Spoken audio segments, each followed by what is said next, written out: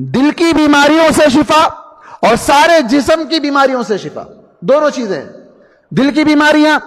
شکوک، شبہات، حسد، کینہ، کپٹ، بغض، عداوت، یہ سب دل کی بیماریاں ہیں، یہ سب دل کی بیماریاں ہیں۔ اس کا بھی علاج ضروری ہے۔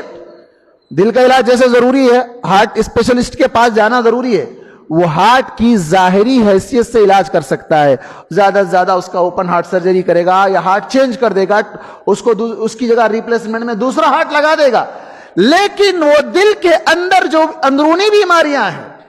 جو حسد ہے، جو بغض ہے، جو عداوت ہے، جو نفرت ہے، اس کا علاج وہ ڈاکٹر نہیں کر سکتا ہے، اس کا علاج وہ ڈاکٹر نہیں کر سکتا ہے، جبکہ وہ علاج بھی نہیں کر سکتا ہے جب تک کہ اللہ تعالیٰ نہ چاہے۔ جو ظاہری دل کا علاج کر رہا ہے وہ علاج بھی اس وقت تک نہیں کر سکتا ہے جب تک کہ اللہ نہ چاہے۔ اور جو دلوں کے اندرونی بیماریاں ہیں، جو نظر نہیں آئے گی، کسی اسکیننگ میں نہیں آئے گی،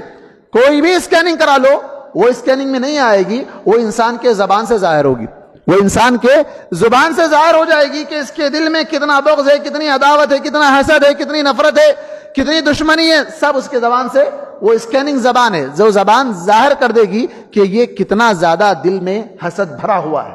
اس کے دل میں کتنا کینہ کپٹ بھرا ہوا ہے۔